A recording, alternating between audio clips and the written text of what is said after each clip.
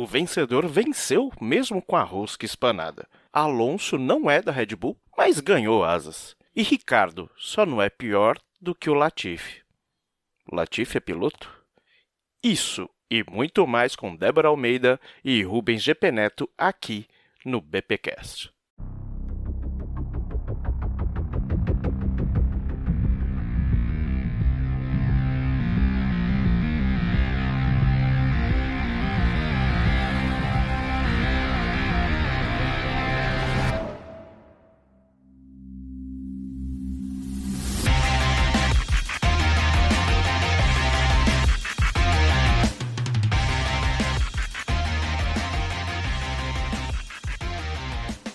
E estamos de volta com o BBcast, seu podcast de automobilismo e outras nerds.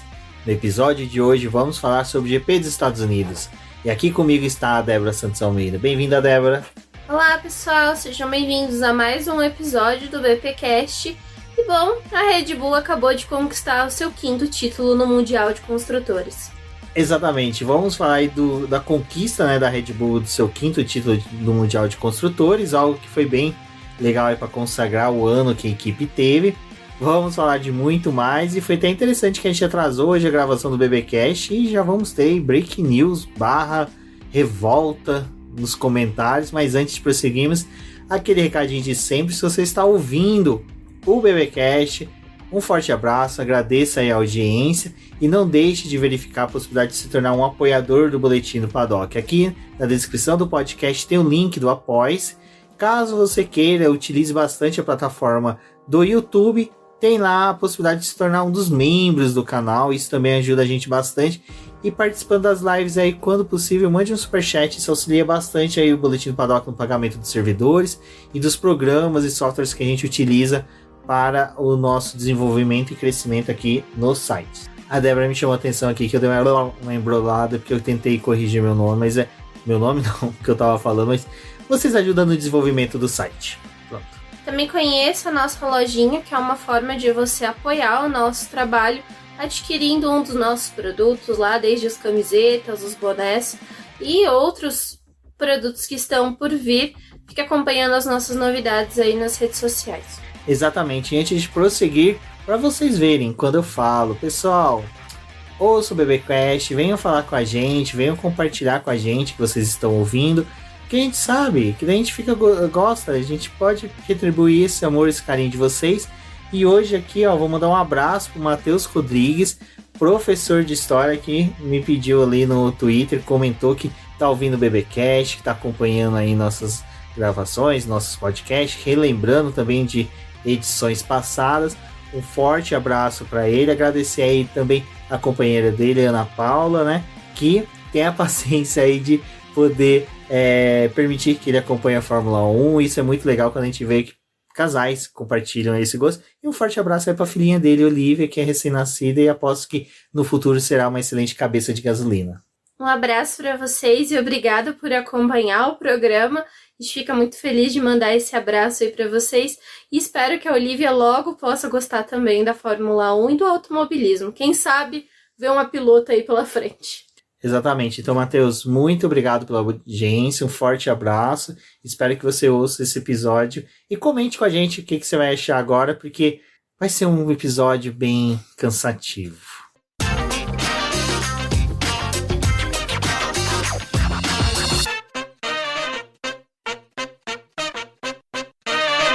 Débora, eu falei que vai ser cansativo porque a gente não aguenta mais. Tem corrida, tem disputa na pista, o GP dos Estados Unidos foi formidável. O do Japão também foi um GP legal, mas temos que falar novamente de coisas chatas que vem acontecendo na Fórmula 1. O GP do Japão foi aquele suco de coisas erradas que a gente viu, trator na pista, corrida terminando antes do tempo, faltando uma volta ainda. Ninguém sabia se o Verstappen era campeão ou não, ninguém entendia a regra, a gente já discutiu isso. E agora a gente viu o reflexo agora no final do GP dos Estados Unidos, que horas depois a gente teve uma punição que a gente vai comentar aí também. E do Japão resultou que agora não vai ter mais revezamento, de diretores, antes eram 2 diretores, agora não vai ter revezamento porque um foi dispensado, não tem como revezar um com um, é um mesmo. A gente está tendo uma grande divergência na aplicação de algumas regras e no entendimento do regulamento, mas o GP que a gente teve ali no Japão, ele teve um grande problema que foi com os tratores. Então, antes de tudo, né, foi a questão que mais acabou pegando ali, porque finalmente a FIA assumiu alguma culpa. Ela fez as análises das câmeras dos carros, da pista, de tudo que tinha acontecido ali, como foi a sequência dos fatos. E a reclamação dos pilotos trouxe algum resultado, né? Os pilotos que são membros ali da GPDA também fizeram parte dessa reunião e teve um consenso ali de que a atitude de botar os tratores na pista foi extremamente errado, porque eles perderam o controle de onde estava o carro do Gasly e sabiam onde estava a posição dos pilotos que estavam atrás do safety car, mas como o Gasly fez uma parada antes de ter a bandeira vermelha, eles não consideraram ali o Gasly na pista, e aí eles viram que a entrada do trator foi algo errado, que eles deveriam fazer só essas entradas quando fosse considerado seguro. A baixa visibilidade também era uma preocupação nessa corrida, eles não levaram em consideração, fora o uso dos pneus intermediários. Então, eles tinham prometido ali pós-GP do Japão que iam analisar algumas coisas, e a gente teve a reunião do conselho e debateram sobre o GP do Japão. Então, vão tomar um pouco mais de cuidado para a introdução dos carros que vão fazer, né, a remoção, então as gruas, os tratores, né, enfim, eles vão ter um controle um pouco maior. Também vão criar um sistema para que avaliem todos os carros que estão na pista. Então, se alguém fizer uma parada, o que é muito comum quando tem um safety car na pista, eles saberem em quais pontos estão os carros. E optaram também, né, porque assim, a gente estava tendo o Newswitch e o Eduardo Freitas, foram os dois diretores de prova escolhidos ali para poder substituir o Michael Masi, e eles estavam revezando a atuação nas corridas. Porém, os pilotos estavam sentindo uma divergência ali nos comandos que estavam sendo dados. E o Eduardo Freitas, infelizmente, estava envolvido na situação dos tratores, porque ele tem ali a sua parcela de culpa de estar envolvido nessa questão, ainda mais numa das pistas em que a gente sabe que teve o acidente do Jules, e é um ponto muito tocante ali para todos, né? Então, o Eduardo, ele foi afastado até o final da temporada, vai ficar o Newswitch comandando toda a parte da direção de prova, e eles vão trabalhar ali junto com as equipes para poder melhorar alguns pontos nessas divergências aí que estão acontecendo. Também analisaram a questão dos pontos, viram que assim, a regra no GP do Japão, da forma como estava escrita, foi aplicada da forma que era esperada. Porém, a redação ali, o texto sobre a pontuação, as coisas não estão adequadas, né, como deveria seguir. Isso vai ser analisado para o próximo ano, afinal, faltam 3 corridas para a temporada acabar, então não vale mais a pena fazer uma mudança para esse ano. Essa regra deve mudar para o próximo ano. Isso é importante eles analisarem o GP do Japão, a gente sabe que está tendo muita divergência, e até os pilotos estão solicitando uma comissão ali, né, desses comissários que fazem a avaliação de todas as corridas, que a gente tenha pessoas fixas. Os pilotos entendem que tem uma dificuldade para você manter uma equipe fixa, porque são 24 corridas no ano agora, né? Tá aumentando o calendário, então é difícil você fazer com que essas pessoas fiquem afastadas por tanto tempo de suas famílias, mas eles gostariam que tivessem funcionários ali que fizessem parte de mais provas no ano, que eles estivessem ali num corpo mais sincronizado, porque os pilotos acabam vendo que em uma corrida um é punido, na outra não vem o mesmo acidente da mesma forma. Os pilotos e as equipes acabam entrando em alguns debates e até entrando com alguns protestos, das punições ali que são tomadas, mas isso talvez teria uma linha mais não tênue, mais linear, se a gente tivesse um corpo ali que tivesse ciente de tudo que está acontecendo e tivesse precedentes das outras corridas, né? Porque muitos dos incidentes ali são analisados com coisas que já aconteceram, mas coisas que eles vivenciaram, não que outras equipes acabaram tomando suas decisões. Então vamos ver se isso daí de alguma forma vai melhorar a Fórmula 1, se eles vão conseguir trazer alguma alteração, porém,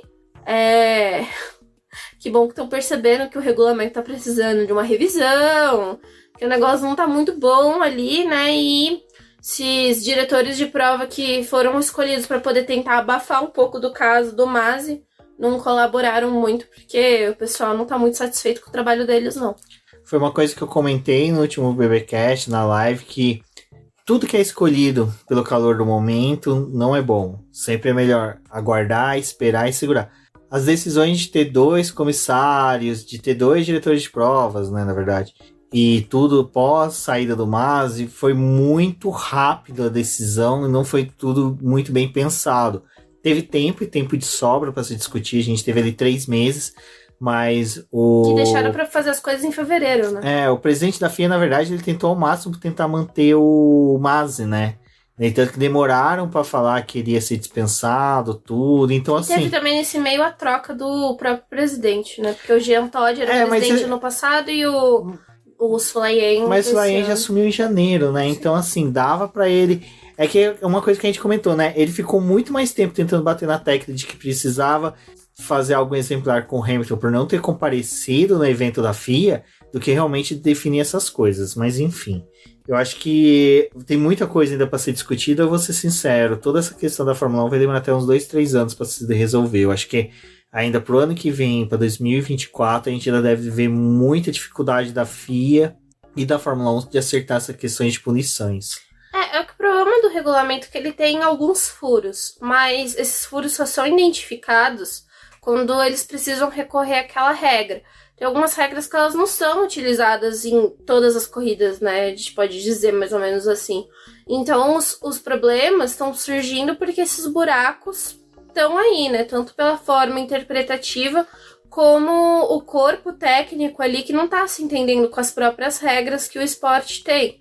Então, seria necessário passar por uma revisão, mas eu acredito que eles vão fazer revisões nesses pontos que estão trazendo mais polêmicas agora. Porque os outros, a gente ainda vai ter problemas surgindo nos próximos anos, que vai levar contestação e novos questionamentos aí. Então, não vejo algo tão claro para os próximos anos. Só se eles parassem, realmente usassem esse período aí até o próximo retorno na Fórmula 1 como algo para poder sanar. Mas a realidade é que eles estão se preparando para poder correr num calendário muito mais apertado no próximo ano. Então eu acho que o regulamento acaba se tornando uma coisa meio que secundária. Mesmo ele sendo a coisa que vai gerir o esporte, eles estão preocupados com outras coisas. Exato. Bom, e ainda no final de semana dos Estados Unidos, a gente ainda teve os testes, né, Débora, dos Logan Sargent, ou como o pessoal gosta de chamar ele, do Sargento Wolverine. Alex Palou, campeão do ano passado da Fórmula Indy, que gerou todo aquele imbróglio com a McLaren ao anunciar ele na equipe, mas o cara acabou permanecendo na Ganassi. Testou pela McLaren, só retomando, né? O Logan testou pela Williams. O Robert Schwartzman, que parabéns a Débora, que conseguiu escrever o nome dele sem procurar no Google. Eu, por exemplo, até a pronúncia tem que procurar no Google. E o Theo Pourchaire, que é o atual vice, né, do campeonato de pilotos da Fórmula 2, atrás do Drogovic, que já foi confirmado campeão, testou aí pela Alfa Romeo, porque ele é piloto da academia desde a época da Sauber. Não, bom, ele ainda é piloto da academia da Sauber, não é da Alfa porque Romeo. A Alfa Romeo não tem academia, né? Não. Uma tristeza. Poderia ter. A Alfa Romeo ela só é um patrocinador master da equipe. Pra mim ainda é chefona da equipe, mas enfim. Os 4 testaram. Eu acho que assim, não tem muito que avaliar, porque realmente foi um teste protocolar, né? Os testes que eles estão fazendo é para ajudar as equipes a cumprirem os seus regulamentos, que tem que fornecer o carro em 2 sessões aí para jovens pilotos, né, ocupando os 2 carros. O primeiro treino livre tinha muita equipe que estava já tentando se preparar para a corrida e para a classificação, porque o primeiro treino livre e o TL3 eles foram realizados no horário em que a corrida ia ser feita. Então, diferente ali do que acontece no segundo treino livre, que é mais voltado para isso, e geralmente é mais próximo do horário da corrida, dessa vez não foi assim. E também tinha a questão que no próximo treino livre, o TL2, ia ser dedicado aos testes da Pirelli. E você não pode destruir o carro, né, no primeiro treino livre, porque você vai precisar dele para poder coletar os dados. Então, esses testes dos pilotos têm algumas contenções ali, por mais que alguns usem pneu macio, eles têm um pouco mais de controle, mas Schwartzman fez alguns testes para Ferrari ali, aerodinâmicos. É um piloto que tem um pouco mais de controle com os carros de Fórmula 1, porque em Fiorano ele faz algumas avaliações, não do carro desse ano, né? Ele utiliza carros de temporadas passadas, mas a Ferrari tem algum costume de colocar ele em pista, ele faz muito simulador também. O Palou, acho que me surpreendeu um pouco mais, porque ele tava andando com pneu médio, tava andando bem, assim, só foi ultrapassado depois pelo Schwartzman, porque teve a divergência dos pneus, mas o Palou tava fazendo um bom teste, ele tava super animado, ficou encantado de ter a oportunidade de guiar um carro de Fórmula 1 numa pista que ele já conhecia. O Sargent, eu acho que vale a pena dizer que ele tá fazendo esse teste, já foi confirmado para mais 2, né? Vai testar no México, em Abu Dhabi. No Brasil não, porque a gente tem a sprint. Mas ele é um piloto que o Jost Capito, que é o chefe de equipe, já prometeu para ele, né, que se ele conseguir a superlicença depois de Abu Dhabi, vai correr pela Williams no próximo ano, então ele vai ser o piloto titular se conseguir essa superlicença. Assim, pode acontecer um cataclismo e ele não conseguir, porque ele precisa terminar até sexto no campeonato, pelas questões ali das distribuições de pontos, mas a diferença dele, que tá em terceiro lugar, pro sétimo colocado, que é o Liam Lawson, só de 12 pontos. Então pode muita coisa acontecer. E o Sargent, ele teve tanto boas corridas quanto corridas muito ruins esse ano. Então vamos ver como vai ser Abu Dhabi aí, se ele vai conseguir esses pontos da superlicença. E o Theo, a gente já sabe que perdeu o campeonato, não tem vaga para ele pro próximo ano. Ele não vai correr na Alfa Romeo. E é um piloto que tá aí aguardando uma chance, mas também já confirmado como piloto reserva da Alfa Romeo pro próximo ano, né? É isso que a gente tem. Que nem permanece na Fórmula 2 ano que vem, né? Porque... Ele não pode. Ele não tem mais como. Ele falou, já tinha falado que ele não ia ficar. Eu não quero mais Fórmula 2 ano que vem. Então não vai correr provavelmente no próximo ano, né? Tô muito torcendo pra alguma vaga pra ele na Indy ou na Fórmula E. Na Fórmula E também não quer. Fórmula E ele ficou puto, né? Ficou puto que a Nissan não. O The Race tinha confirmado que ele tinha uma vaga na Nissan. E aí ele deu um retweet lá e falou, de jeito nenhum. Ele deu uma de... Como é que é o nome do menino? Lá, o menino que tá nas masmorras da Alpine, o Piastri. Né? Deu uma de Piastri e falou, olha, não confirmo nada, não quero. Porque, olha... É uma pena pro Porsche, né? Porque ele poderia aí, pelo menos, correr na Fórmula E. Mas o Theo, ele se destaca em algumas coisas e também super perdido em outras, assim. O campeonato dele, a cabeça ali contou muito, né? Ele não soube lidar com a pressão de conquistar os seus pontos ali, de ter uma disputa com o Drogovic. Aquelas 3 corridas que aconteceram pós retorno das férias, né? Bélgica, Áustria e Holanda, isso, né? Ele perdeu a cabeça ali completamente. E eram umas coisas que se ele pontuasse bem, porque o Drugo não tava tão bem, poderia, né? Na verdade, assim, todo mundo achava que o Drugo não ia voltar tão bem, porque o carro da MP estava dando uns sinais ali meio que de desgaste antes de entrar nas férias, né? Então, é esperado que o carro da MP ia ter uma queda e que o Porsche ia conseguir usar o carro da Arte, porque estava tendo um resultado muito melhor em pista. E a cabeça do Porsche, ele contou muito, ele cometeu vários erros. É um piloto que, infelizmente, desde o primeiro ano dele da Fórmula 2, vem cometendo alguns erros, assim, bobos, sabe? Então, o campeonato dele custou muito por conta disso. Acho ele um piloto bom. Ano passado eu torcia demais pra ele. Quem vê, assim, quem acompanhava um pouco mais o BP, ano passado via que eu torcia muito pro Theo. Mas também não acho que ele estava preparado para poder assumir uma vaga na Fórmula 1, porque acho que se a pressão da Fórmula 2 é muito grande, mas na Fórmula 1 é igualmente complicado. E você dá um carro para ele ali numa condição que ia ser, sei lá, talvez muito pior, porque a Alfa Romeo, ela não é um carro para poder brigar pelas primeiras posições. É um carro que você briga ali no meio do pelotão pro final dele. Você precisa ter um controle emocional um pouco maior, porque você sabe que você não vai ter bons resultados. Você está à mercê de um equipamento muito complicado. Então, acho que ele não estava preparado realmente para poder vir para a Fórmula 1 no próximo ano e torcer para que ele consiga uma vaga mais para frente. Mas acho que o Theo também, na posição de piloto que ainda não sabe se vai ter uma chance de guiar pela Fórmula 1, não sei se desprezar outras categorias seja tão bom. Não acho que a mecânica dele de ir para os Estados Unidos seria muito boa, porque geralmente quando você vai para os Estados Unidos e você está almejando a Fórmula 1, você é esquecido. Às vezes você se dá bem como o Callum Ilott conseguiu, mas isso não é uma certeza. E a Fórmula E é uma categoria grande até, dentro das suas possibilidades ali.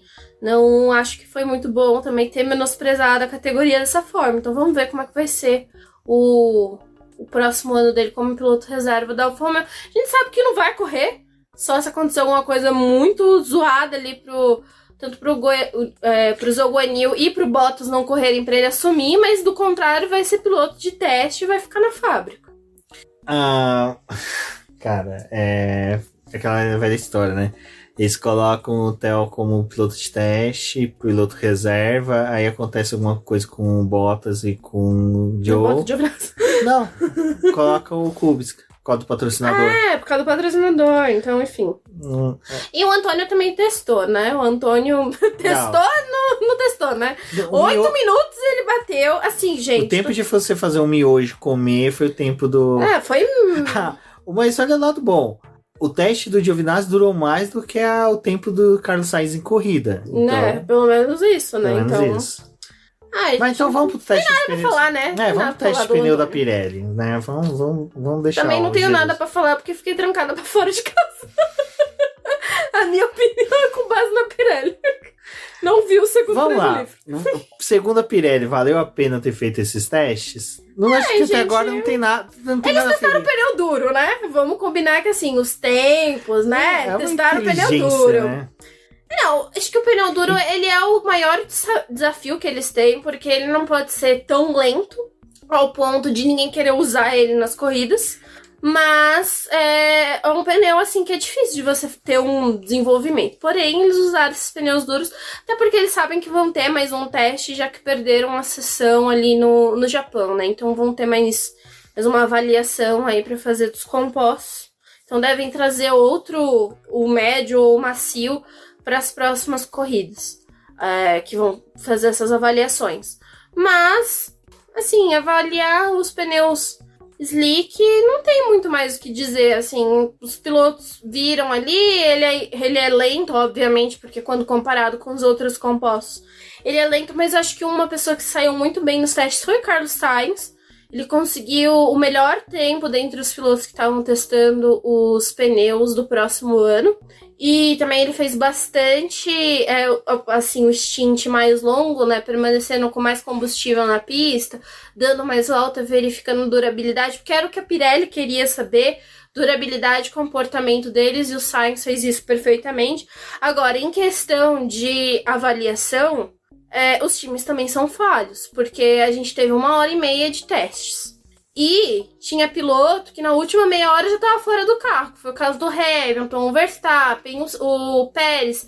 Saíram do carro e não estavam mais avaliando. Então, assim, o pessoal também cobra o desenvolvimento dos pneus. Às vezes reclama que o pneu duro não funciona no carro, não consegue botar ele nas corridas para poder operar. O pneu duro que eu falo geralmente é o C1, né?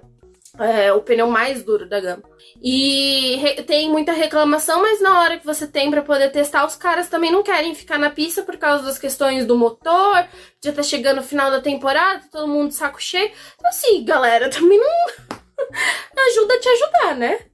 O que eu falo, né? O pessoal fica felizinho aí, 24 corridas, 30 corridas, né? Porque tem mais 6 sprint. O reflexo é esse, ninguém quer testar, ninguém quer fazer mais nada, porque tem que economizar equipamento, pilotos também já ficam de saco cheio. Já teve troca de motor de novo nessa corrida. Show de punições, né? Uma coisa que vale a pena dizer é que, naquela coisa que a gente tava falando ali do Japão no começo do podcast, a Fórmula 1, né, em si, pediu uma avaliação ali, então eles vão conversar com a Pirelli para que os pneus de chuva sejam desenvolvidos. Então vai ter essa questão aí também visando o próximo ano. Quando vão testar esses pneus, se a Pirelli vai ter tempo hábil para poder entregar um outro pneu de chuva, não sabemos quando isso vai acontecer, entendeu? A Pirelli falou, não, se não fizer uma solicitação formal, a gente vai fazer os pneus. Mas se as equipes não quiserem testar e eles não forem para um lugar adequado para testar, tipo como Paul Ricard, que já tem o sistema de irrigação da pista, se for testar com aquela parafernália de caminhão-pipa, capitão-pipa, caminhão-pipa, É só Mugello. não vai adiantar, né? É só não vai Mugello adiantar. e Paul Ricard que tem pista com irrigação. Ou eles podem ir pro interior de São Paulo, né? Tem bastante lugar que tem plantação de batata com irrigação. Nos campos de arroz de Suzuka. Exatamente. Enfim, fica aqui minha crítica para as equipes, porque sim, defendo a Pirelli. Bom, e antes da gente finalizar a sexta-feira aí, é bom destacar também que a Aston Martin parece, né, que ela tá conseguindo aí... Eu ia falar uma coisa. Parece que o fato dela ter entregado os arquivos em formato Excel, não em PDF ali do teto orçamentário dela, ela conseguiu tirar um proveito, porque tá mostrando que o carro tá bem. Melhorou, né? Pra tristeza do Vettel, né, que você tá vendo que tá... Nossa, o Vettel tá numa tristeza agora, que acho que sentiu, né, que não vai correr mais. Aí tudo ele tá vivendo intensamente agora. E correu bem, né, o final de semana, e desde sexta aí mostrando bom desempenho. A sexta-feira acho que foi legal pelo primeiro treino livre, em que a Aston Martin tava andando bem. O segundo treino livre desconsidera completamente, porque foi os testes dos pneus. Mas no terceiro treino livre ali, quando eles voltaram pra pista, já na condição de simular a corrida e a classificação, tanto o Vettel quanto o Stroll estavam muito bem em pista. Parece que a Aston Martin tá... Na verdade, assim, não é que ela tá melhorando. É que ela tem pista que ela vai bem e outras pistas que ela tá só no buraco, igual a McLaren, a mesma coisa. Mas nesse fim de semana eles conseguiram aproveitar bastante. E na corrida passada lá, né, em Suzuka, também teve, assim, Austin e Suzuka acabam lembrando um pouco, porque eles têm trechos muito sinuosos, poucas partes de reta. Então são dois circuitos que combinam, mas lá em Suzuka a gente teve o fator da chuva e da pista molhada, e aqui a gente teve mais o circuito mesmo, e a questão que a Aston Martin acertou na configuração do carro. Bom, e no sábado tivemos o classificatório, né? E a pole ficou com o Carlos Sainz. Eu acho que o destaque maior, porque a classificação não foi aquela coisa que nem normalmente é, que, nossa, aconteceu isso aqui. Não, acho que foi uma classificação normal da Fórmula 1. Acho que só tirando mesmo o Carlos Sainz, que conseguiu uma pole, assim, no fio do bigode, ali no final do treino. Nossa, usei o termo fio do bigode totalmente errado, mas o pessoal entendeu, né? No fiapinho. E Stroll que enfiou o carro ali no Q3. Eu acho que, coitado, já, quando saiu do Q2, já tava saindo do carro. Mecânico deu um tapa no capacete. Fica aí que você tem que ir pro Q3, moleque. Eu acho que a volta do Stroll vale o destaque, porque ele só tinha um jogo de pneu macio e ele foi pra pista quando não tinha ninguém. Quando todo mundo recolheu o carro para poder preparar para uma segunda saída, foi quando a Aston Martin liberou o Stroll. Isso geralmente não funciona, porque quem pega a pista depois pega ela numa condição um pouco melhor, mais emborrachada, enfim. Mas ali em Austin foi um pouco diferente, né? Porque a pista já tava ficando mais fria, então pro Stroll... pelo horário, né? Valeu a pena ter feito isso, e ele conseguiu o tempo, ele ficou com o 7º lugar. Depois das punições que a gente teve, ele conseguiu largar em 5º. Uma vitória aí muito grande para Aston Martin. Infelizmente não conseguiram levar o Vettel, né? Teve vários problemas. E a questão também, acho que só vale dizer da classificação, foi que durante os treinos livres, a direção de prova ele não estava ressaltando volta deletada. Ficou meio estranho a questão da volta deletada, porque os pilotos estavam extravasando o limite de pista e ninguém estava falando nada. Mas na classificação fizeram questão de deletar algumas voltas ali.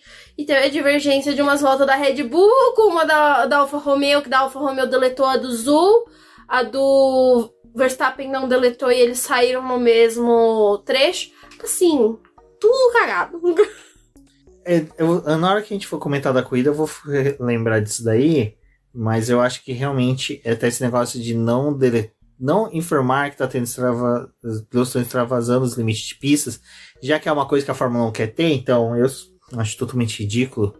Eu acho que a questão do limite de pista tem que deixar liberado, porque daí cada um, quem quiser extrapola, quem não quiser não extrapola, mas daí mecanismos fica... pra você colocar na pista que você faz o piloto não ir em algum. Sim. Mas limite de pista é meio besta, você ficar chefiando cada coisa. Mas eu acho que... Aí daqui a pouco eu comento sobre isso dentro da corrida, mas vale lembrar antes da gente mudar pra domingo, que houve, né, a show de punições, tá aqui como domingo, mas eu já vou jogar pro sábado, Débora, que teve Leclerc, Alonso, o Joe e o Pérez, que todo mundo já sabia ali na hora da classificação, e após a classificação no domingo de manhã, Ocon punido, Tsunoda também. Ou seja, agora é aquela fase da temporada mesmo que vai ter muita punição. E eles esclareceram a regra, né? Lá, assim, esse final de semana não contou porque não teve ninguém que ficou com uma perda de mais de 15 posições no grid, ou 15 posições no grid, elas foram mais brandas, mas, novamente, troca de motor, troca das peças aí. A da Ferrari é justificada por causa do próximo ano, eles estão tentando mexer na questão de confiabilidade, porque a FIA aprovou, então eles estão fazendo algumas mudanças e testando algumas... Agora que o campeonato acabou, a gente tem uma mudança, né? Mas, enfim. Então, tô pensando aí pro próximo ano. A Alpine já trocou de motor várias vezes esse ano, tanto com o Alonso como com o Ocon. Então, o Ocon não se classificou bem, eles foram lá e trocaram os componentes do motor. O Tsunoda foi o câmbio, né? E, enfim, gente, as punições elas vão surgir. E agora a gente tem pistas que são favoráveis à troca, né? Não só o GP dos Estados Unidos, mas também em México a gente tem uma pista que possibilita algumas trocas. Brasil mesmo, o pessoal falando, é muito travado, difícil de ultrapassar. No Brasil também dá pra você fazer trocas. E México e Brasil tem a questão da onde as pistas estão localizadas, né? O nível do mar que elas estão localizadas, isso acaba forçando mais o motor. Então é meio que normal você também fazer trocas nos Estados Unidos para já vir com os carros preparados. Bom, Débora, e aí? Domingo de corrida, eu até na live falei, eu não tô gostando tanto do GP dos Estados Unidos, é que assim, cota pra mim, na minha cabeça tem uma corrida boa e de repente vem 2, 3 chatas. Uma corrida boa, 2, 3 chatas, sabe? Então, esse final de semana não foi uma corrida boa, foi uma corrida legal, até temos que agradecer ao Valtteri Bottas, que acho, como disse muito bem o Fernando Campos ali no Twitter, ele achou uma caixa de brita dentro de Austin, né? Porque quase ninguém vê brita ali naquela pista. Ele e o Giovinazzi. Ele e o Giovinazzi. Parabéns. Mas, antes da gente ter ali a largada, né? Quer dizer, desculpa só, retornando. Antes do acidente do Bottas, nós tivemos acidente ali na largada entre o Russell e o Sainz. Houve um erro do Russell? Houve. Mas eu não acredito que seria necessária uma punição. Até mesmo porque é uma coisa que a gente vai comentar daqui a pouco sobre punições, que a Fórmula 1 vinha nos últimos GPs aplicando a ideia de que é a primeira volta, acidente de corrida permanece desse jeito sem punição. Então, para mim, realmente ali foi um pouco desnecessária a punição, mas também eu entendo porque tirou o piloto da corrida, né? Tipo assim, tem alguns incidentes de corrida que o piloto ainda fica, né, na pista. Então você tem algumas coisas que, tipo, se tiver um safety car, é uma chance desse cara se recuperar, e o do Sainz não, porque a batida dele com o Russell gerou um problema no carro e ele teve que abandonar. Então, entendo a punição que veio pro Russell, mas acho que ali na largada, A curva 1 é muito complicada. Ela é muito complicada, e quem assiste o pré-hora da Fórmula 1, o pré-hora que a Fórmula 1 faz mesmo, que tem entrevista ali, que infelizmente é o Palmer que tá lá, mas, né, não considero muito o que o Palmer fala. Enfim. É que o Palmer não é um bom norte. Não é uma boa referência. Né, tipo... Mas ali eles explicaram, né, porque... agora me fugiu o nome do outro jornalista, mas...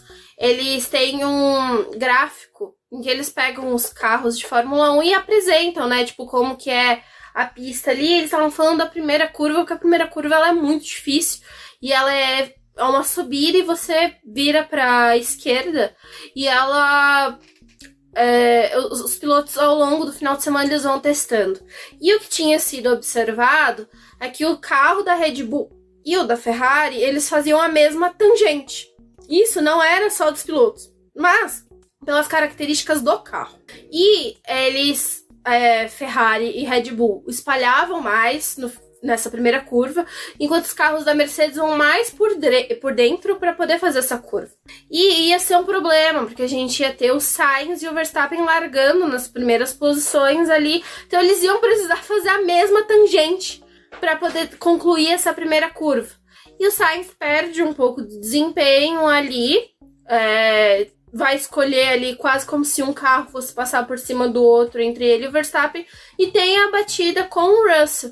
Então, assim, incidente de corrida, era meio que previsível que isso poderia acontecer com a disputa entre o Sainz e o Verstappen e alguém acertar um desses dois carros que ficasse ali por conta da tangente da curva. Por isso que eu achei que foi realmente um pouco pesado, mas, assim, até eu comentei com a Débora, assim, pro Russell como piloto, foi até uma boa.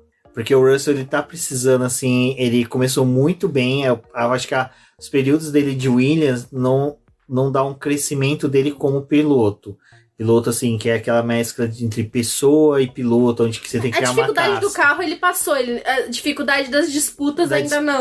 Agora tá vindo aquela dificuldade de você ter o carro mais ágil, de você tá largando na frente. Então, como era uma corrida que não ia influenciar tanto vamos supor, numa disputa de título dele, até mesmo no campeonato de pilotos, de construtores, foi uma boa. É aquela hora que ele toma uma punição que ele vai pensar 1000 vezes de como fazer uma largada dessa e trabalhar ali uma disputa. Então achei tipo que foi... o erro do Norris na Rússia. Exato, é necessário. Você vai crescer, assim. Acho que a única coisa triste foi que o Rumi estava falando comigo antes, ele tinha até me perguntado se tinha visto. O Sainz falando, né, do quanto que ele tá se sentindo mal, porque várias corridas esse ano acabaram na primeira volta, né, pra ele. Austrália, vamos lembrar. Austrália, Silverstone ele ganhou. Nossa, eu listei todas aquele dia. Naquela hora. Que agora já é 1h da manhã, né? 1h da manhã, então... Mas enfim, o Sainz, ele teve corridas em que ele poderia ter ido melhor e que era esperado um desempenho E agora dele. São 2 seguidas, né, que ele abandonou a primeira volta, né? Japão, então... né? Vale lembrar. O Japão ali, total... Que é complicado, né? A gente já analisou. Tem uma parcial de erro dele em alguns abandonos e tem outros em que ele foi simplesmente vítima, sabe? Eu acho que dificilmente eu consigo apontar um que foi erro dele. Que a Austrália foi a cagada da Ferrari mandar ele de pneus duros. Não, sim, mas é que, tipo assim, tem a parte Japão, da condução pista dele. de chuva. Aí a outra que eu lembrei agora, que foi Imola, que o Ricciardo bateu nele. Qual foi outra também? Foi essas que ele abandonou na primeira volta. Acho que vai ter alguma outra que daí o ouvinte me recorde. Mas é complicado, cara. E assim, é triste pro Sainz. Até o Russell foi até a casinha ali, né? Que eles não têm aqueles trailers bonitões que eles têm na Europa. Foi lá na onde que tá a Ferrari pedir desculpas, né? Pro Sainz. Até as pessoas ali da Ferrari cumprimentou o Russell pela atitude dele, realmente louvável, porque daí demonstra que o Russell também reconheceu que foi um erro dele, mas assim... O Russell, ele é muito político e ele é um piloto da GPDA, né? Então ele também tem esse papel de, tipo, às vezes acontecem coisas e ele assume um pouco da culpa ali, do que tá fazendo. Então já vamos aproveitar essa de assumir a culpa, vamos entrar no outro incidente que foi o do Stroll e do Alonso, que ali foi uma estrolada cagada gigante do Stroll. Não tem como passar pano, não tem como defender. Até eu vi ali nos comentários, até o Carlos Del Valle do podcast F1 Brasil, ele comenta que você vê no onboard do Stroll que ele olha pro retrovisor, vê o Alonso vindo e ele fecha. Então, e um detalhe, o retrovisor próximo ano vai mudar, né? A gente vai comentar da punição, então eu vou dizer uma coisa do retrovisor aí. O retrovisor vai mudar pro próximo ano porque aquela porcaria ninguém enxerga nada. Com um carro que é um caminhão, vibra pra você caramba. bota um negócio ali que parece o espelho da Barbie, sabe? Aquele que você não consegue ver nada porque ele é de papel alumínio, entendeu? Não dá pra você ver tua cara, dá pra você ver tudo embaçado. Então vai mudar essa porcaria desse espelho. Eu não tive Barbie, pra saber. O Ken às vezes também vinha com um espelho aí. Meus Ken não vieram com espelho. Que pena. Comprou errado. Comprei errado. Mas o Stroll foi punido, né, pra próxima corrida. Perda de 3 posições, né, Débora? Salvo engano, pra próxima corrida. Acho que é. E também, aqui não tava na pauta esse negócio do Stroll. E também tem esse lance de que, cara, o Stroll, mano, ele vai te bater no cara que vai ser companheiro dele no ano que vem, que é o cara que transforma a vida das todo mundo pessoas no no inferno. inferno. O Stroll, desculpa, tá com o cu na mão. Porque ele tá pensando assim, mano, o Alonso já vai vir... Você viu a imagem do Stroll chegando hoje pra corrida? Com cara de cu? Com cara de cu, ele não queria nem estar ali. Cara, o Stroll... Ele não queria nem estar ali. O Stroll já não justifica mais a permanência. Eu já falei que eu achei legal a evolução dele dentro da Fórmula 1. Mas ele evoluiu porque ele corre, né? Porque ele corre constantemente, mas não é uma evolução natural. Não, só uma coisa. Eu fico imaginando aquela cena que teve do Vettel enquadrando o Lawrence, depois da cagada do Stroll com ele. O Lawrence tem que dar graças a Deus que o Vettel é calmo. O Alonso vai enfiar dedo na cara e mano, vai ser lindo. Eu acho que assim, a única coisa que eu tô gostando ainda da permanência do Alonso dentro da Fórmula 1 e principalmente dele ir pra Aston Martin. Ele vai pra uma equipe de difícil. Não, é que ele vai dar o ponto final nessa permanência da família Stroll na Fórmula 1. Ou eles vão permanecer, o Lawrence Stroll vai permanecer como chefe de uma equipe sem o filho, porque o filho dele é realmente uma bosta, ou ele vai pegar e vai fazer o seguinte, ó, sai todo mundo, acabou essa história, não tem mais como. Porque, cara, não dá. Assim, eu vou fazer uma meia-culpa pro Stroll. Esse final de semana eles estavam muito bem. A Aston Martin estava muito bem. Mas ela chega pra corrida também, ela não sabe mais o que ela faz. Então, tipo, ela erra estratégia, ela erra a troca de pneu, ela esculhamba a corrida deles. Então, assim, o Stroll tava fazendo uma corrida decente. Eu acho que ele foi erro dele, porque, cara... Tu olha pro lado. Vê o piloto vindo. Se você não vê, pelo menos assim... eu acho que o engenheiro também deveria avisar que tem um piloto mais rápido atrás dele, que era o Alonso. Mas peraí, não, pera, porque... a linha defensiva dele foi pra fechar o Alonso. Não, porque agora não é isso. Porque agora as equipes estão sendo orientadas também pra poder, tipo, instruir os pilotos nessas questões. Os pilotos têm que saber onde eles estão na pista por causa dos problemas que tá tendo com o carro. Então, assim... Se o Stroll sabia que tava vindo alguém atrás ali, mesmo que ele tava tentando fazer uma linha defensiva, foi errado a forma como ele escolheu. Mas o Stroll tava fazendo um bom final de semana. Então acho que tem, assim, as duas partes aí. Acho que o Stroll melhorou muito, mas aí sempre tem aquela coisa. Cara, tem uma corrida que ele caga tudo. Cara, aquela corrida que teve dele e o Bottas que saíram destruindo os carros tudo, né? Em chuva, enfim. Então acho que o Stroll tava errado aí. Mas o Alonso, coitado, naquele rádio dele, ele todo esbaforido, acho que ele falou assim, cara, eu tô vivo, como eu tô vivo ainda? E assim, foi foda o que o Fernando Alonso fez, porque, cara, o carro dele bateu ali, tinha tudo pra poder ter estragado radiador, com aquele motor que tinha acabado de trocar no carro dele, se lascar todinho, e ele volta, passa pelos boxes, o carro todo destroçado, faz a troca da asa e volta pra pista. Cara, assim... Baku 2018. A Fórmula 1 errou em muita coisa, mas esse carro tá um trator que quem tem sorte de bater e não danificar muito, consegue terminar a corrida. Não é mais aquele carro de papel do ano passado que batia e já era. Se esfarelava todo, você não voltava mais pra pista. Ele voltou. É que esse carro, por ser muito pesado e o efeito do purpurso e do efeito solo... fez com que as suspensões também fossem mais duras. Nossa, os carros, olha. Porque o Alonso bateu de lado no guarda-rail. Não, quicou, né? de cima pra baixo. Porque o carro levanta, ele pá. E aí, tipo assim, os pneus absorveu também o impacto ali, aquelas bexigas, né? Não é as bexigas do ano passado, porque senão teria virado um carro de gangster pulando pra cima e pra baixo. Mas absorveu o impacto. Ele ainda bateu no muro de contenção. Cara, olha, parabéns, viu, pra quem projetou esses carros. E aí a gente já vai falar também da punição do Alonso, que veio horas depois. Meia-noite no Brasil. Ai, que delícia. O Alonso, cara, o cara é um monstro mesmo, né? Tem que venerar muito, assim. Eu acho que o que põe os títulos do Schumacher por ter sido derrotado por ele, mas do Vettel e do Hamilton coloca muito acima, porque, cara, o que ele fez hoje, bateu, destruiu o carro da Fórmula 1 fica desalinhado, fica difícil. Poderia ter desistido da corrida, qualquer né? Outro piloto, qualquer outro mané, piloto da Fórmula 1, tinha encostado esse carro, tinha desistido. Porque ele desce do carro, ele senta no pneu de exaustão, imagina, de dor. Então, assim, ele foi muito foda. E nesse ponto agora da punição, que a gente vai comentar rapidinho, antes de continuar sobre a corrida, eu achei muito errado pelo seguinte: durante a corrida inteira, para quem não soube, o Alonso devem estar sabendo já, né? O Alonso foi punido porque o retrovisor dele saiu do carro, quebrou ali e ficou vibrando durante 25 voltas. O retrovisor dele ficou quicando no carro até se soltar. Ficou solto e a equipe não fez nada. A equipe não fez nada e nem a FIA. E os diretores deram bandeira preta e laranja para ele poder parar nos boxes. Então, ou seja, a FIA ficou ali olhando aquele retrovisor quicando o tempo todo. Tinha imagens foram mostradas, mas ninguém fez nada. Depois que acabou a corrida, a Haas ela entrou com um protesto contra o Alonso e também contra o Pérez, porque o Magnussen, né, os seus pilotos ali da Haas foram punidos com... Punido, né? A gente pode falar de punição com a bandeira preta e laranja quando você precisa voltar com o carro para os boxes, porque o seu carro foi considerado inseguro. Então você tem algum reparo ali para poder fazer.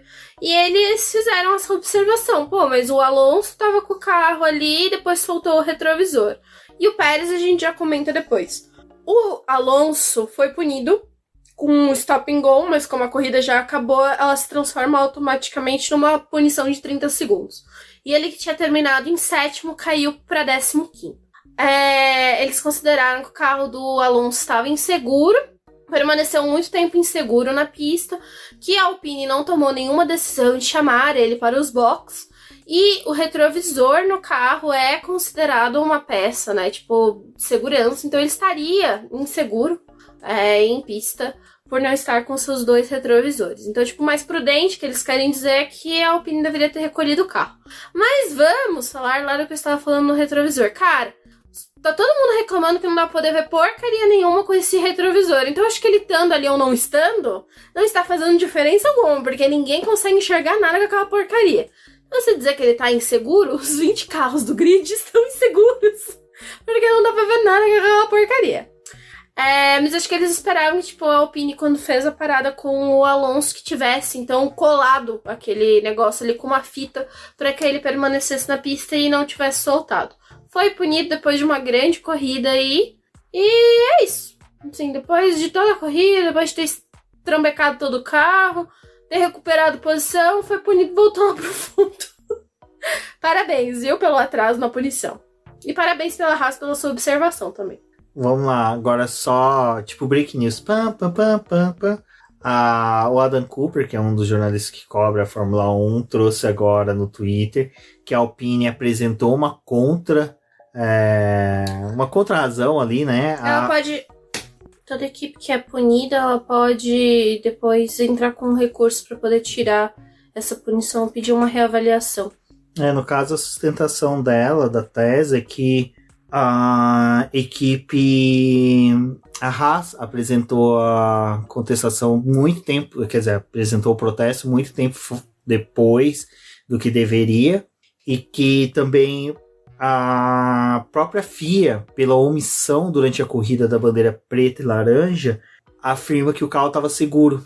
E quando a equipe liberou o carro para a pista, já tinha imagens do retrovisor quebrado, a equipe avaliou que estava seguro durante a transmissão inteirinha, então teve ali a FIA que admitiu que o carro estava seguro. Então, é para vocês verem que realmente a própria FIA e a Fórmula 1 não estão mais sabendo como lidar com essas questões. É ridículo, é patético, a gente tem que, mais uma vez, ter que ter o término da corrida e não saber qual que vai ser a real posição dos pilotos no grid final, né? Então, vamos aguardar. Provavelmente vai sair alguma coisa a mais, e aí na live de quarta-feira a gente comenta um pouquinho mais sobre esse caso aí do Alonso, Alpine e Haas. Foi até uma coisa que saiu no documento do Pérez, da disputa que teve também da Haas com o Pérez, que a Haas entrou com o pedido muito tempo depois, e também o do Pérez, eles consideraram que o carro não apresentava nenhum risco, porque ele já tinha perdido aquela pá lateral da asa. E a Haas também nem foi muito a fundo, porque o próprio carro do Russell estava danificado, mas eles não entraram com... Assim, isso não fala no documento, né? Mas também tinha mais um carro avariado ali, que eles poderiam ter entrado com alguma contestação e não falaram nada. Até o lado bom do protesto da Haas é que coloca essa discussão, né? Porque o Magnussen, ele tava com a lateral da asa ali, dianteira dele, pendendo para fora. da mesma forma que estava o do Pérez, e a justificativa dele ter que parar nos boxes para fazer a troca era que a peça poderia quebrar e ficar na pista. A do Pérez simplesmente quebrou e ficou na pista. Então, assim, tipo, qual a coerência entre você dar a bandeira preta e laranja para um piloto que ainda nem quebrou a peça e o outro você deixa na pista rodando até quebrar a peça? Então, tem até um lado político dessa atitude da Haas. Foi uma coisa que a Débora pontuou muito bem aqui em off, que a Haas é muito alinhada com a Ferrari, né? Então a Ferrari, para não ter esse desgaste político ali com a FIA, com a Fórmula 1, pede para que a Haas faz. É lógico, isso daqui é uma cogitação, mas é algo que a gente já viu muitas vezes equipes clientes fazer a vez das equipes que fornecem motores, entre outras coisas, fazer a vez dela ali de protestar e assim por diante. Mas como a gente diz, provavelmente isso daí vai longe, acho que só vai ter a solução mesmo ali pro GP do México. E ainda tem outro ponto, né, Débora, que o acidente foi um acidente feio entre o Alonso e o Stroll. O carro do Stroll ficou no meio da pista, nitidamente ia precisar de um trator entrar na pista, cheio de detritos, e mais uma vez, bandeira amarela e safety car. Bandeira amarela por quase uma volta, e safety car, sendo que na hora que você abre ali o Twitter, todo mundo falando, né, tinha que ser bandeira vermelha, de perfis de jornalistas, produtores de conteúdo no Brasil, também com o pessoal de fora. Eles também estão avaliando essa questão da bandeira amarela, a dupla bandeira amarela e a vermelha, mas o GP dos Estados Unidos também é uma corrida curta, né? Então não precisava ter muitos dedos ali, não tinha chance de chuva, o horário que eles estavam realizando a prova também não é o mesmo do segundo treino livre, que tem a possibilidade de você ir entrando mais pro entardecer. Mas acho que o mais prudente realmente deveria ter ido para a bandeira vermelha, ia ter que entrar trator para remover carro, tinha os problemas dos destroços ali que na hora da batida os pilotos pegaram destroços, mas depois também ainda tinha alguns pedaços ali que eles precisavam desviar. Eles são muito relutantes de colocar a bandeira vermelha e acabam perdendo muito tempo atrás do safety car sem necessidade. Bom, e a gente tem que falar que os velhinhos hoje fizeram uma tremenda de uma corrida. Hoje não, né? Ontem, né? Porque Hamilton fez uma excelente corrida, liderou a prova, até ali dava uma esperança de que seria a vitória dele no ano. Vettel, também mais para trás, fez uma excelente corrida, um excelente desempenho dele, é o que a gente até falou que a Aston Martin parece que acertou bastante. E Alonso, que a gente já comentou, mas acho que o destaque fica pro Hamilton mesmo, que fez uma excelente corrida, mostrou que a Mercedes, quando tá bem acertada, tá bem azeitada ali, pode fazer sim frente a Red Bull e a Ferrari, com boa estratégia de pneus, é que realmente o carro da Red Bull é um carro de outro planeta este ano, né? Não tem como combater, mas deu uma emoção. Acho que é a emoção que a gente faltou o ano inteiro de disputas entre Leclerc e Verstappen. Nessa corrida a gente teve com Hamilton e Verstappen. Eu tava esperando já um certo tempo, né, ter algum embate dos dois aí. Acho que essa corrida foi, como você falou, né, a melhor em que esses dois conseguiram se encontrar de fato, brigando por uma posição real em pista. E foi uma corrida muito boa do Hamilton. Acho que, bom, a própria Mercedes não acreditava que ia ser possível eles brigarem por algo muito bom, mas o Hamilton se valeu ali de largar de um terceiro lugar e também do Sainz ter saído no começo da corrida. Foi tudo muito equilibrado. Infelizmente o final da prova é aquele, né? A gente já meio que esperava, e também a própria Mercedes talvez comeu um pouco de bola aí, porque o Hamilton só tinha um pneu médio para a largada, para a corrida em si, e contava com 2 pneus duros, algo meio semelhante com que a corrida do ano passado, né, ela foi muito pautada por uma largada de pneu médio e 2 stints de pneu duro, mas o carro da Mercedes ainda tem as suas divergências. Tem pista que eles funcionam muito bem com os pneus duros, tem outros que não. Bom, e aí temos a vitória do Verstappen, né, Débora, que foi depois de um erro de pit stop raro da Red Bull, algo que assim, a gente estranhou, porque com a parada do Pérez, que a gente até esperava a troca ali da asa, mas não houve a troca da asa, eles fizeram em 2.1, depois com o Verstappen foi um desastre total. Parece que os carros da Fórmula 1 com o pneu do lado esquerdo estavam com bastante dificuldade de ter troca, não foi só ali com a Red Bull, a Aston Martin também, algumas equipes tiveram dificuldade com esse pneu, mas a Red Bull foi a que mais teve.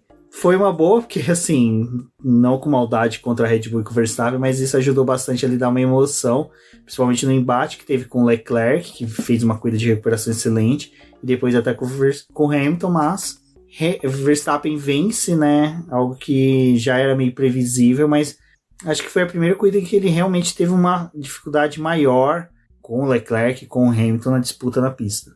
Fora o vento também, né? O vento durante toda a corrida foi Coitado. algo que ele reclamou. Assim, não gosto da transmissão da Band, não gosto. Mas achei engraçado eles falando que no próximo ano o Verstappen ia pedir para poder colocar o circuito praticamente numa redoma. Stephen King está aí para poder realizar o sonho deles. Se eles quiserem, dá para poder colocar o circuito numa redoma. Então, circuitos assim, ou como acontece nos Estados Unidos, que ele é um traçado que tem suas elevações ali, tem algumas diferenças. O vento acaba sendo um empecilho e o Verstappen reclamou durante o início da corrida toda. Mas quando ele de fato teve um embate ali com o Hamilton e com o Leclerc, parou a reclamação com o vento e a reclamação com o motor passou a ser a mais preocupante, porque ele não estava conseguindo lidar muito bem com o mapa de motor e a Red Bull dando instruções para ele. Isso é uma corrida muito boa do Verstappen, não tem muito o que falar, é o retrato da temporada, né? Ele tem um carro superior, então se eles acertam estratégia ali, ou mesmo diante de um erro como esse, é fácil para ele recuperar a posição. Bom, e assim, fica também a marca, né, que nesse final de semana aí confirmou a morte do diretriz Master Cheats, desculpa até, mas do Didi, como depois até foi ressaltado na transmissão, que é o apelido dele. Então, é uma pena, uma perda não só para a Fórmula 1, mas para todos os esportes. Quantas vezes a gente viu brasileiros aí se destacando em várias categorias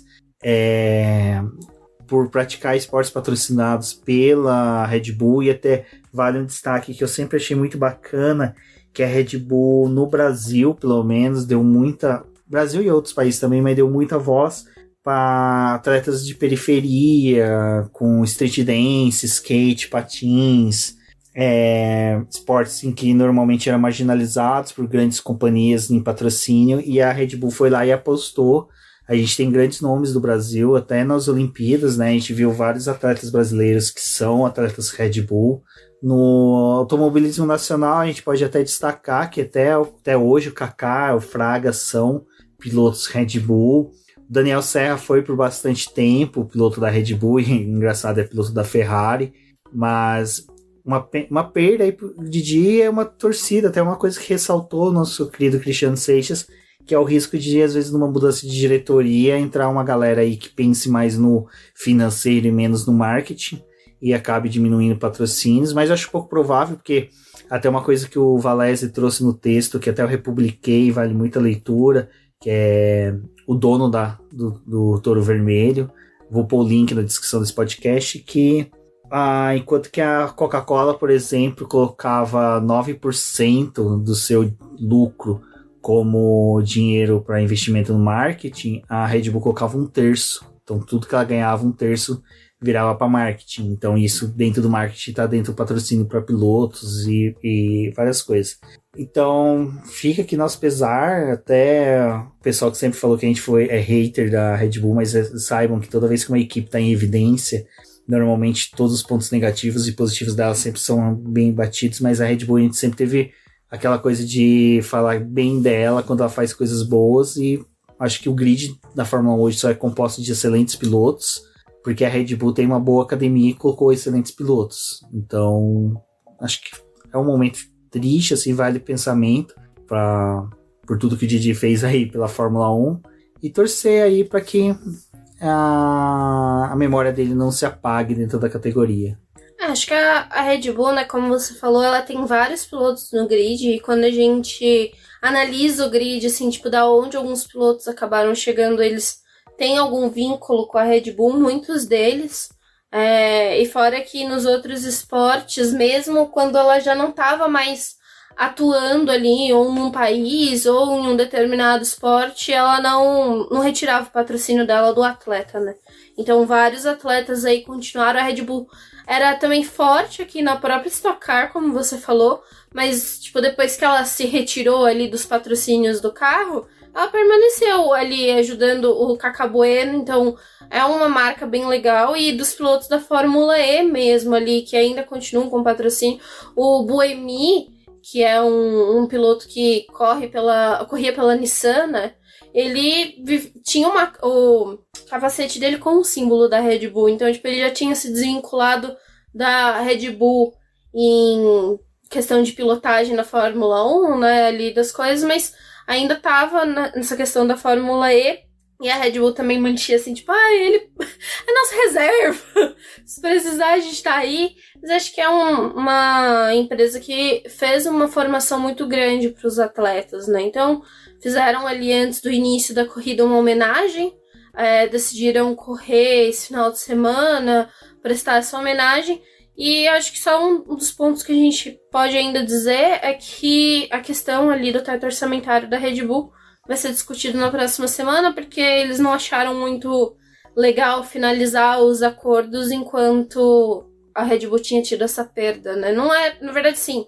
Desde a semana passada o pessoal já estava falando numa possível morte dele, né? Porque ele estava enfrentando problemas relacionados ao câncer e acabou que confirmaram a morte nesse final de semana, e estava rolando toda a questão do teto orçamentário. Vamos deixar para poder discutir nesses próximos dias, não fazendo isso no final de semana que ele faleceu. Exato. Bom, pessoal, agradeço a todos que ouviram até aqui. Muito obrigado. Agora, live quarta-feira, semana que vem final de semana que vem temos GP do México e depois preparativos para o GP do Brasil. Então, quem ouve a gente que vai pro GP do Brasil já vai conversando aí com a gente. Pretendemos fazer algum encontro aí com a galera, nem que seja no sábado aí. Normalmente a gente vai lá no Cu do Padre, que é um bar ali em Pinheiros, mas é lógico, todo encontro, qualquer conversa aí com a galera vai valer a pena. Eu sou o BGP Neto, agradeço a todos e até a próxima. Até a próxima.